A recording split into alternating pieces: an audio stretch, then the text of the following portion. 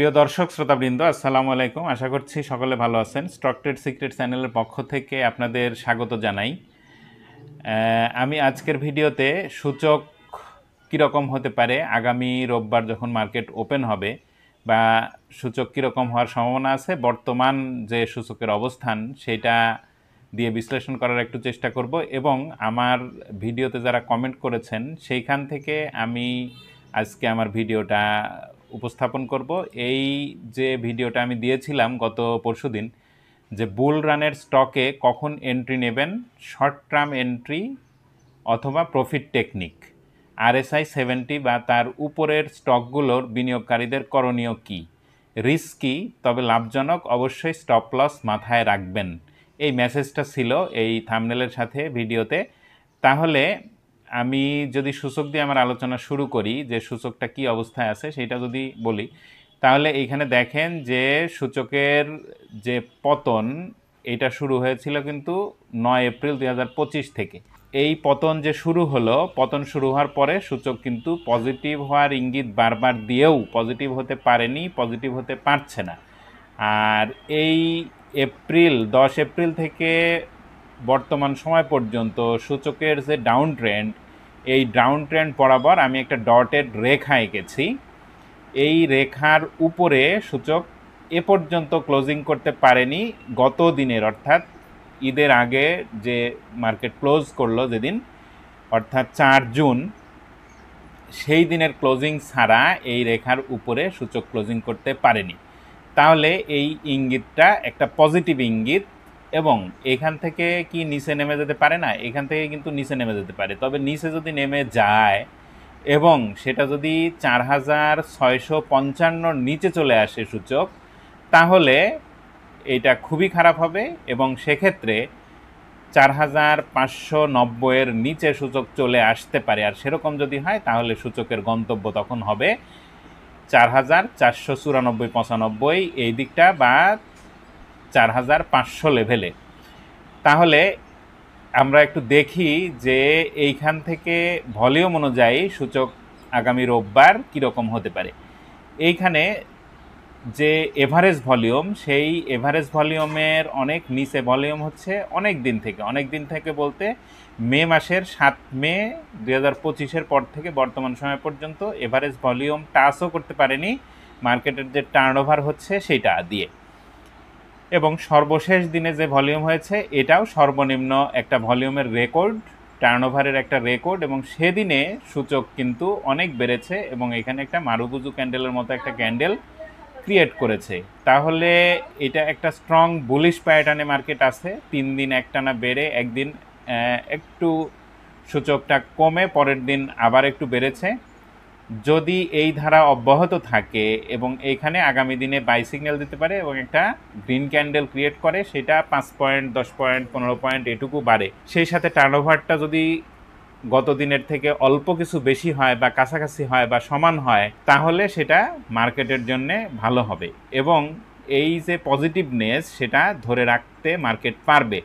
এখন একটা বিষয়, যে চুন খেয়ে মুখ পুড়লে দই দেখলে ভয় লাগে, এই একটা প্রবাদ আছে। এই মার্কেট নিয়ে কোনো কিছু ভালো বলতে গেলে আসলে অনেক চিন্তা ভাবনা করে বলতে হচ্ছে যে সেটা আসলে ঘটবে কি ঘটবে না। তবে এইখানে যেটা ঘটেছে, আগের দিনের যে এই প্যাটার্নটা এখানে ক্রিয়েট করেছিল, পরবর্তী দিনে এইটাকে কিন্তু রিভার্স করে ফেলেছে সূচক। তাহলে এখানে যে ইঙ্গিতটা দিয়েছে, আমি আমার অ্যানালাইসিস দিয়ে বলতে পারি যে রোববার দিন মার্কেট পজিটিভ থাকার সম্ভাবনা আমি একটু এগিয়ে রাখবো 60%, তবে কমার সম্ভাবনা 40%।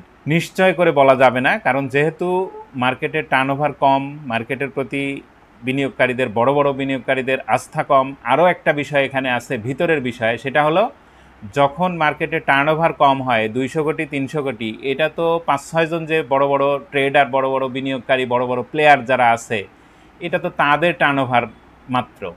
তাহলে যদি টার্নওভার কম হয়, ইচ্ছামতো সূচক কমানো যায়, ইচ্ছামতো সূচক কিন্তু বাড়ানো যায়, এই বিষয়টা মনে রাখবেন। এইসব ক্ষেত্রে অ্যানালাইসিস কম কাজ করে। অ্যানালাইসিস যে কাজ করে না তা না, তবে অ্যানালাইসিস কম কাজ করে যখন টার্নওভার কম হয়, ইচ্ছামতো সূচক কমানো যায়, বাড়ানো যায়। বা যারা বড় বড় প্লেয়ার, বড় বড় বিনিয়োগকারী তারা কিন্তু এই কাজটা করতে পারে। তাহলে এইখানে যেটা হবে, যদি পজিটিভ হয় মার্কেটের জন্য সেটা খুবই ভালো হবে। তবে ভালো হলে কতদূর ভালো হবে আমার গত দিনের আগের ভিডিওতে সেটা আমি বলেছি। আর যদি কমে যায় তাহলে কি রকম হতে পারে সেইটা আমি একটু দেখানোর চেষ্টা করব। আমি দীর্ঘদিনের চার্ট হিস্ট্রিতে আসি, তাহলে এটা বোঝানো সহজ হবে। আমি দীর্ঘদিনের চার্ট হিস্ট্রিতে আসলাম এবং এই জায়গাটা আপনারা একটু খেয়াল করেন যে এই ডটেড রেখাটা এইটা মার্কেটের একটা ডাউন ট্রেন্ড, এবং এই যে ডটেড রেখা এবং উপরের যে রেড অর্থাৎ লাল রেখা এইটা মার্কেটের একটা আপ ট্রেন্ডের আপার লেভেল এবং ডাউন ট্রেন্ডের লোয়ার লেভেল। তাহলে দীর্ঘদিন যাবৎ মার্কেট কিন্তু এই ডাউন ট্রেন্ডের যে লোয়ার লেভেল এর নিচে মার্কেট নামেনি এই পর্যন্ত, যদি আমরা যে পর্যন্ত এঁকেছি। আর এটা আঁকতে হয় কোথায়? কাছাকাছি দুইটা লোয়ার পয়েন্ট এবং কাছাকাছি দুইটা আপার পয়েন্টকে বেস ধরে রেখাটা আঁকতে হয়, সেভাবে এই রেখাটা আঁকা হয়েছে। তাহলে এই জায়গাটায় যেটা দেখার বিষয়, এখন আমি দেখাই যে এই যে ডাউন ট্রেন্ডের যে লোয়ার লেভেল বরাবর যে রেখা এবং এই আপ ট্রেন্ডের পরে 2021 সালের পরে মার্কেটের যে ডাউন ট্রেন্ড, সেই ডাউন ট্রেন্ডের লোয়ার লেভেল টাচ করা যে রেখা, এই দুইটা রেখার যে ছেদ বিন্দু, এই বরাবর যে সূচকের অবস্থান সেটা কিন্তু 4495-96 বা তার আশেপাশে, অথবা 4500 মোটা দাগে, অথবা 4490 থেকে 500। একেবারে অ্যাকুরেট করে বলা সম্ভব না, বলা ওইভাবে যায় না, বা ওইভাবে সূচকের উত্থান পতনও হয় না। তাহলে এইখানে যেটা দেখার বিষয়, এখন সূচকের যে অবস্থান, এটা আমি উইকলি চার্টে আছি। উইকলি চার্টে যদি আমরা দেখি তাহলে এই জায়গায় সূচক যে একটা প্যাটার্ন ক্রিয়েট করেছে, সূচকের টুইজার বটম প্যাটার্ন ক্রিয়েট করেছে। এই ক্যান্ডেলটা যদি আরও একটু বড় হতো, অর্থাৎ এই 4740-45-এর উপরে ক্লোজিং হতো, তাহলে এটাকে স্ট্রং বুলিশ বলা যেত। তবে মার্কেটে বুলিশ ভাব দেখা গেছে এবং মার্কেট বুলিশের দিকে যাচ্ছে বা যাওয়ার ইঙ্গিত দিচ্ছে। কারণ এইখানে একটা জিনিস দেখেন যে এই বক্সটা যে আমি এঁকেছি এর যে লোয়ার পয়েন্ট সেটা ছিল 4590, আর এই জায়গাটা থেকেই সূচক পজিটিভ হয়েছে এবং পজিটিভ হওয়ার ইঙ্গিত দিয়েছে এটা উইকলি চার্টে। আমি যদি ডে চার্টে আসি, তাহলে ডে চার্টে আসলে দেখা যাবে যে এইখানে যদি দেখেন যে সূচক কিন্তু এই নিচে এসেছিল কবে, এই 4586-87 এই এরিয়াটায়, এই জায়গাটায় সূচক এসেও সেদিন অনেক উপরে ক্লোজ করেছে 29 মে 2025, এবং তারপরে একটানা 3 দিন পজিটিভ থেকে একদিন নেগেটিভ, পরবর্তী দিনে একদম ফুললি রিভার্স করেছে গত 4 জুন 2025। তাহলে এখান থেকে সূচক আরও একটু পজিটিভ হওয়ার সম্ভাবনাটা আমি একটু এগিয়ে রাখছি, সেক্ষেত্রে 60% সম্ভাবনা আমি রাখছি। আর 40%, যেহেতু 100% কোনো কিছু বলা যাবে না, কমতেও পারে, মার্কেটে যে কোনো কিছু ঘটতে পারে, বাড়তেও পারে কমতেও পারে, যেহেতু টার্নওভার কম হচ্ছে তাহলে এখানে আমি 40% রাখছি নেগেটিভ ট্রেন্ড, অর্থাৎ এখানে কমতে পারে। তবে যদি কমে যায় সেটা মার্কেটের জন্য খারাপ হবে, এবং সেই খারাপটা শুরু হবে কখন? যদি 4655-র নিচে যদি 2-3 দিন, মার্কেট রোববারে ওপেন হওয়ার পরে সোম মঙ্গল বুধ এই 2-3 দিন বা ওই সপ্তাহের ভিতরে যদি 4655-র নিচে মার্কেট ক্লোজ দেয়, তাহলে কিন্তু মার্কেট তখন এই যেখান থেকে পজিটিভ হলো, অর্থাৎ এই 4585-86 এই এরিয়াটা মার্কেট ভেঙে ফেলতে পারে। আর এইটা যদি মার্কেট ভেঙে ফেলে তাহলে আমি যে রেখাটার কথা বলছিলাম যে এই যে ডাউন ট্রেন্ড, এই ডাউন ট্রেন্ডের যে লোয়ার লেভেল এবং এই দিকে যে আপ ট্রেন্ডের যে লোয়ার লেভেলের যে রেখাটা, এই দুইটা ডটেড রেখার মাঝামাঝি যে আমি কালো রেখাটা দিয়ে দেখাতে চেয়েছি যে এটার ছেদ বিন্দুটা কোথায়, ছেদ বিন্দু কিন্তু 4494 বা 95। তাহলে এ পর্যন্ত মার্কেট আসার একটা সম্ভাবনা আছে। মার্কেট যে প্যাটার্ন ক্রিয়েট করেছে সূচকের ওপেনিং, অর্থাৎ 2003 সাল থেকে বর্তমান সময় পর্যন্ত চার্টে যেটা দেখাচ্ছে, যেটা শো করে, সেইটা অনুযায়ী যদি কারেকশান এইখান থেকে আরও কারেকশানে আসে তাহলে এই পর্যন্ত, অর্থাৎ 4400 90 থেকে 500 এই এরিয়াটার মধ্যে সূচক চলে আসতে পারে। তবে সেইটা আসতে হলে এইখানে যেখান থেকে সূচক পজিটিভ হলো, অর্থাৎ 4585-86 এই জায়গাটা ভেঙে ফেলতে হবে, তাহলে আসার সম্ভাবনা, তাছাড়া না। এটা ভুল বুঝবেন না। মানে এইখান থেকে কয়েকটা লেভেল আমি বললাম, 2টা লেভেল বলেছি। একটা হচ্ছে 4655, যদি এটা ভেঙে ফেলে তাহলে সূচক আসার সম্ভাবনা তৈরি করবে 4585-86। যদি 4585-86 ভেঙে ফেলে তাহলে সূচক 4500 থেকে 4490 পর্যন্ত আসার সম্ভাবনা আছে। এই বিষয়টা আপনারা মনে রাখবেন, তাহলে বেশি একটা হতাশ হতে হবে না। আর একটা জিনিস আমি বলি, এখানে যে ভিডিওটা আমি দিয়েছি, আমার ভিডিওতে যারা কমেন্ট করেন, আমি সে সকল কমেন্ট পড়ি এবং সেখানে লাইক দেই এবং সেখানে আমি কিছু বলার চেষ্টা করি যদি সেখানে বলার মতো কিছু থাকে।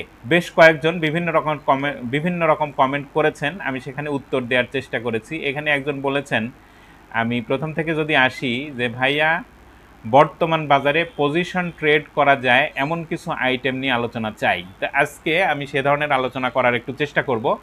আর এইখানে এক ভাই লিখেছেন, good analysis and I have learned A lot from your videos. আমি তাকে ধন্যবাদ দিয়েছি।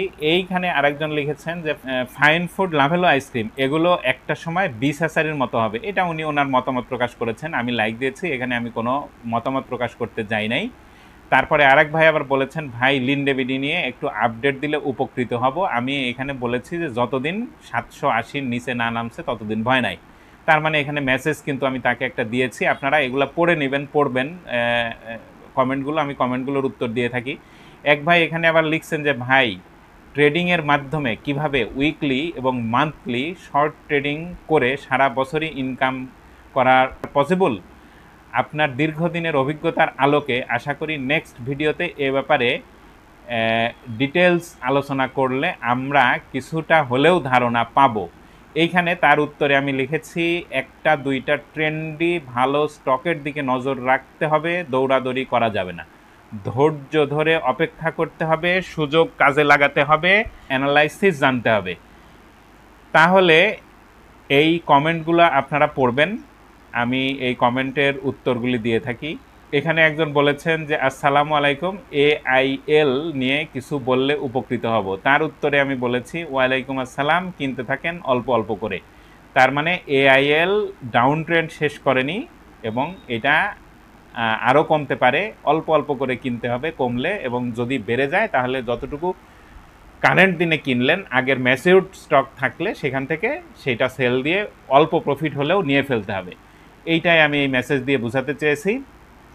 তাহলে আমার ভিডিওতে যদি আমি যাই, আমি সূচক নিয়ে বললাম। এখন এক ভাই বলেছেন যে সারা বছর কিভাবে প্রফিট করা যায়, আসলে সেটা খুব কঠিন একটা কাজ। আর আরেক ভাই লিনডেবিডি নিয়ে আলোচনা করার কথা বলেছেন। আমি লিনডেবিডি নিয়ে যদি সামান্য একটু কথা বলি, তাহলে এখানে দেখেন যে আমি 1 বছরের চার্টে যদি আসি তাহলে এটা সহজ হবে।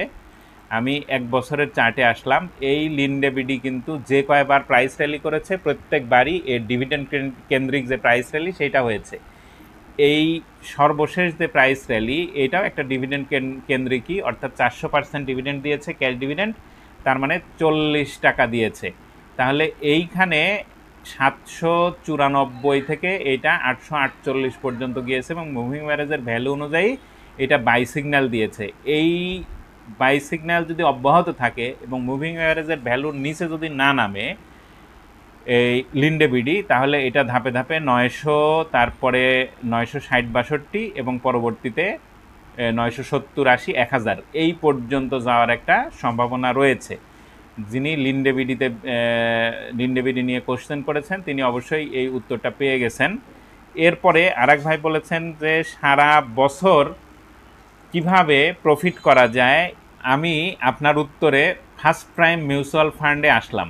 আসলে সারা বছর প্রফিট করতে হলে আপনাকে অনেক ভালো অ্যানালাইসিস জানতে হবে এবং স্টপ লস নেয়ার মানসিকতা আপনার থাকতে হবে, কারণ the more you risk the more you gain. কিন্তু সব ক্ষেত্রেই গেইন হবে না, অনেক বেশি রিস্কের ফলে অনেক বেশি লসও হয়ে যেতে পারে। তবে একটা জিনিস আমি আপনাকে এই ফার্স্ট প্রাইম মিউচুয়াল ফান্ড এই স্টকটা দিয়ে আমি দেখাতে চেষ্টা করব। এখানে খেয়াল করেন যে ফার্স্ট প্রাইম মিউচুয়াল ফান্ড 47-48 টাকা থেকে ডাউন ট্রেন্ডে আসা শুরু হলো। যখন এটা ডাউন ট্রেন্ডে আসা শুরু হলো, একটা জিনিস এখানে আপনি দেখবেন, এই 47-48 টাকা থেকে এইটা কিন্তু চলে আসলো 26 টাকা, 25-26 টাকা। এখন আপনাকে দেখতে হবে যে এই স্টকটা 25-26 টাকা এই জায়গায়, এই যে 26 বা 27 টাকা এই জায়গায় যখন এটা আপ ট্রেন্ডে যায়, এই 23 সালের ডিসেম্বরে, তখন কয়েকদিন রিটেস্ট করেছিল। তাহলে এই সাপোর্ট, এটা ছিল 30 টাকার সাপোর্ট, যখন সেটা ভেঙে ফেললো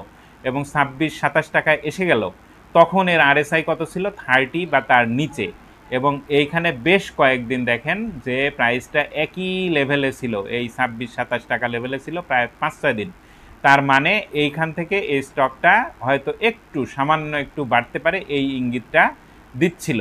সেইটা অ্যানালাইসিস না জানলে, দীর্ঘদিনের চার্ট হিস্ট্রি বিশ্লেষণ না করলে সেটা বোঝাটা খুবই মুশকিল। তাহলে এইখানে যেহেতু এই ইঙ্গিতটা দিয়েছে, তারপরে যখন পজিটিভ হলো, এই পজিটিভ দিনে অর্থাৎ 9 জানুয়ারি 2025 এইটাতে এন্ট্রি নেওয়ার একটা দিন ছিল।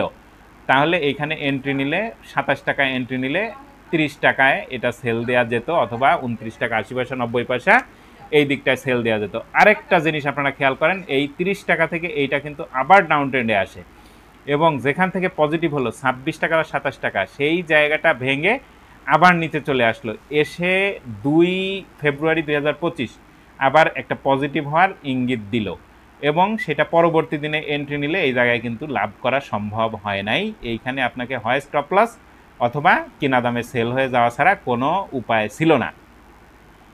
এবং এ সময় কিন্তু আরএসআই কত ছিল? আরএসআই দেখেন 30 জানুয়ারি 2025 অথবা 2 ফেব্রুয়ারিতে আরএসআই কিন্তু 26 বা 25 বা তারও নিচে 22-23 এইদিকে এসেছিল। এরকম জায়গায় আসার পরেও এখানে প্রফিট নেওয়া সম্ভব হয়নি। কী কারণ?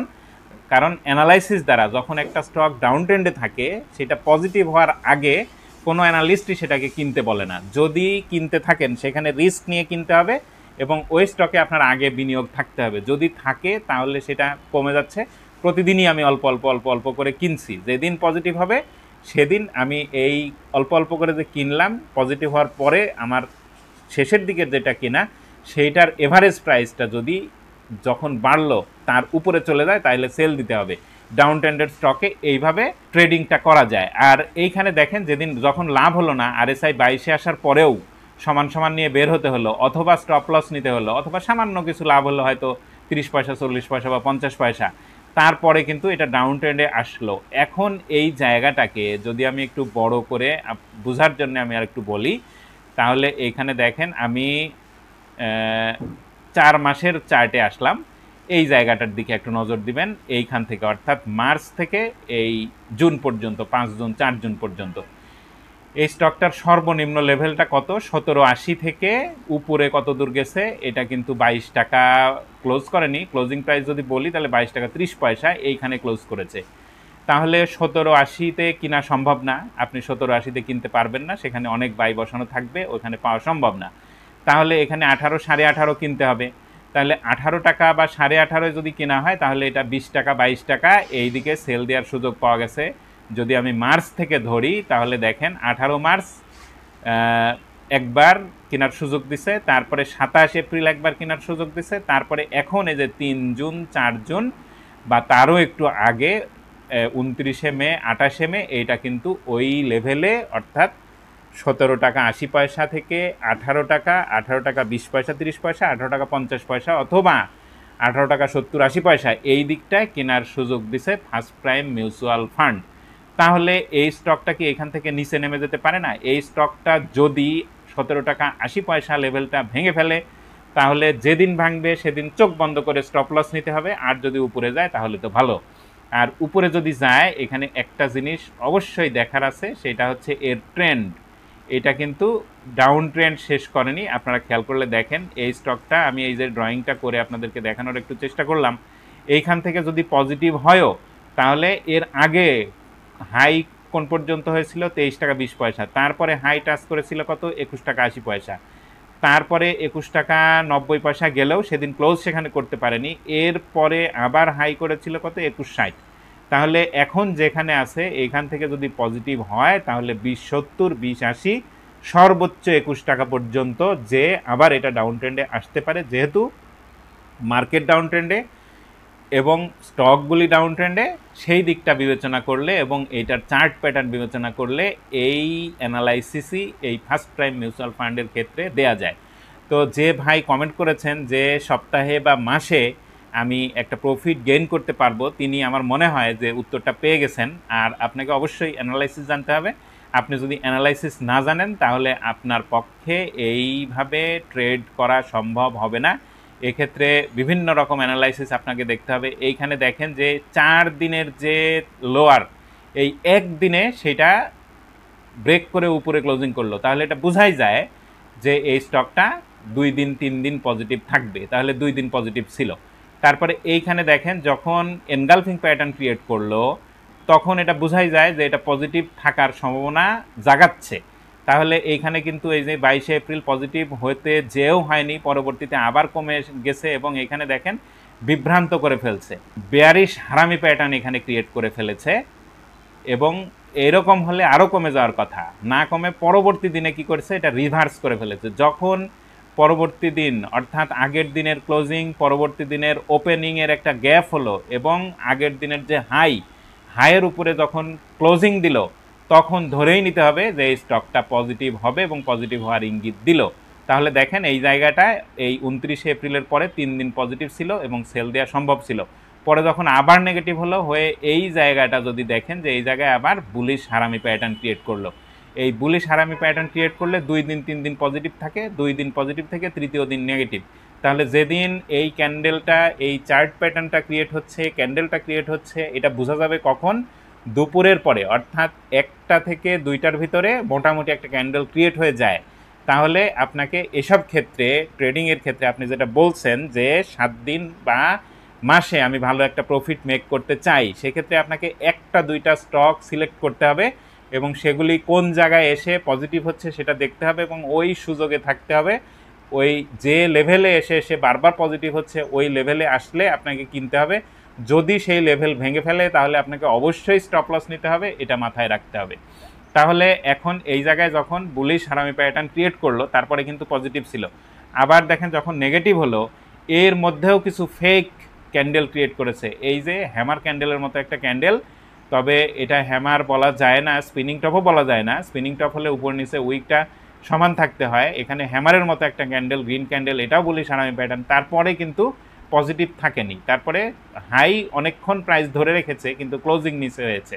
তার মানে যখন 2বার একটা স্টক একটা প্রাইস হিট করে, অর্থাৎ ডাবল টপের মতো প্যাটার্ন ক্রিয়েট করে ফেলে, তারপরে সেই স্টকটা নেগেটিভ ট্রেন্ডে যায়। তাহলে এইখানে যদি আপনারা দেখেন এই জায়গাটা এবং এই জায়গাটা ফার্স্ট প্রাইম মিউচুয়াল ফান্ড, তাহলে এই স্টকটা এখানে ডাবল টপের মতো প্যাটার্ন ক্রিয়েট করে এটা কিন্তু নেগেটিভ ট্রেন্ডে এসেছে এবং এই জায়গাটুকুতে সে পজিটিভ হওয়ার ইঙ্গিত দিচ্ছে। তবে এইখানে ভলিউম কিন্তু ওইভাবে পজিটিভ না। তাহলে যেহেতু ভলিউম পজিটিভ না, এখানে পজিটিভ হওয়ার ইঙ্গিত দিচ্ছে, তাহলে আমি এটাকে 50-50 পজিটিভ হওয়ার সম্ভাবনা ধরবো। তাহলে এইখানে কিনা যাবে, কিন্তু স্টপ লস আপনাকে অবশ্যই 17 টাকা 80 পয়সা, এইটা খেয়াল রাখতে হবে এই ফার্স্ট প্রাইম মিউচুয়াল ফান্ড। এবং এখানে টার্গেটটা হবে 20 টাকা 60 পয়সা বা 70 পয়সা, উপরে যদি পাওয়া যায় তাহলে ভালো। তাহলে আমার মনে হয় যে এই ভিডিও থেকে যারা কমেন্ট করেছিলেন তারা আমার এই কমেন্টের উত্তর পেয়ে গেছেন। আরেক ভাই বলেছেন যে ভাই আমি আসলে পজিশন ট্রেডিং করতে চাই, এই মার্কেটে পজিশন ট্রেডিং আমি বলবো যে এই যেহেতু ডাউন ট্রেন্ড, ভালো স্টক দেখে যদি পজিশন ট্রেডিং করতে পারেন তাহলে এটা ভালো হবে। উনি ব্যাংক সেক্টরের কথা বলেছিলেন, আমি ব্যাংক নিয়ে একটু আলোকপাত আপনার সামনে একটু করতে চাই। এইখানে দেখেন উত্তরা ব্যাংক, এই ব্যাংকটা ডিভিডেন্ড হিস্ট্রিটা আমরা একটু দেখি। উত্তরা ব্যাংকের ডিভিডেন্ড হিস্ট্রি 2016 সাল থেকে বর্তমান সময় পর্যন্ত এরা 20% কম ডিভিডেন্ড কোনো বাড়ি দেয় নাই। তাহলে ডিভিডেন্ড হিস্ট্রি ভালো। ডিভিডেন্ড কি দিয়ে দিবে? যদি তারা ব্যবসায় ভালো থাকে, যদি ইপিএস ভালো থাকে, তাহলে ডিভিডেন্ড দিতে পারবে।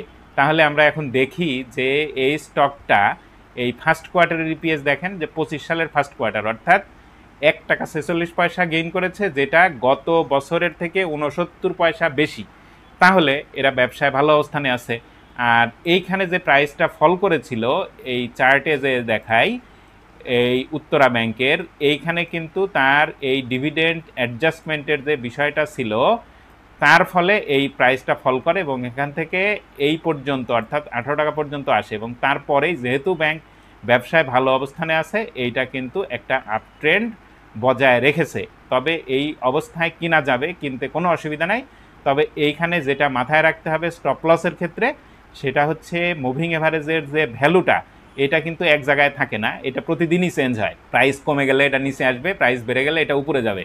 তাহলে এইখানে কিনতে হবে, যদি মুভিং এভারেজের ভ্যালুর নিচে প্রাইস চলে আসে তাহলে অবশ্যই স্টপ লস নিতে হবে। সেক্ষেত্রে আবার যদি এই স্টকটা অর্থাৎ উত্তরা ব্যাংক যেখান থেকে পজিটিভ হলো এই 18 টাকা 80 পয়সা বা 19 টাকা এর নিচে যতদিন না নামবে ততদিন এই স্টকটায় থাকা যাবে। যে ভাই কমেন্ট করেছিলেন তাকে সাইফুল ভাই সম্ভবত, আপনি যদি ভিডিওটা দেখেন তাহলে আপনি আপনার উত্তর আশা করছি পেয়ে গেছেন। আর আরও কিছু স্টক নিয়ে আমি আপনাদেরকে একটু বলি। আপনি বলেছেন যে ব্যাংকিং সেক্টরের বাইরে আমার কিছু চয়েসের স্টক আছে যেগুলি মার্কেটে যদি ম্যাসাকারও হয়, মার্কেটে যদি অনেক বড় পতনও হয় তাহলে যে স্টকগুলি খুব বেশি কমে না, হয়তো সেই স্টকেও প্রভাব পড়ে প্রাইসের প্রভাব, কিন্তু সেগুলি কমবে না। সেই স্টকগুলি কোনগুলি? এই যে দেখেন এই পদ্মা অয়েলে আমি আছি, এই পদ্মা অয়েল কিন্তু 212 টাকা থেকে এই স্টকটা কমে কততে এসেছে 177 174 75 এসেছিল।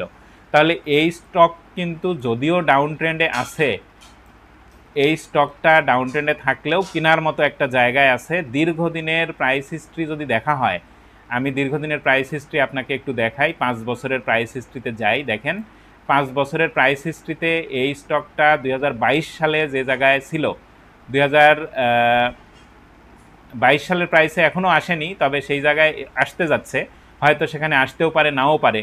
যদি 170-এ পান এই স্টক অনেক ভালো, আমার মনে হয় 178-এ আছে, এইখান থেকে কিনা যেতে পারে। কেন কিনা যেতে পারে সেই জিনিসটা আমি এর ডিভিডেন্ড হিস্ট্রি দিয়ে যদি আপনার কাছে একটু তুলে ধরি, তাহলে দেখেন যে গত বছর এই স্টকটা 140% ডিভিডেন্ড দিয়েছে, মানে 14 টাকা দিয়েছে। 2016 সালে দিয়েছিল 100%, মানে 10 টাকা। 2016 সাল থেকে 2024 সাল পর্যন্ত যদি এর ডিভিডেন্ড হিস্ট্রি, এই পদ্মা অয়েলের ডিভিডেন্ড হিস্ট্রি দেখা হয় তাহলে এই স্টকটা গত 8 বছরে, আমি ক্যালকুলেটরে হিসাব করলাম না, আপনারা হিসাব করে নিয়েন, আমার মনে হয় যে 113, 14 বা 15 টাকা দিয়ে ফেলেছে। তাহলে 2016 সালে এই স্টকটার প্রাইসটা কোথায় ছিল সেটা যদি আমরা একটু দেখি, তাহলে দীর্ঘদিনের চার্ট হিস্ট্রিতে যেতে হবে। আমি এখানে দীর্ঘদিনের চার্ট হিস্ট্রিতে আসলাম।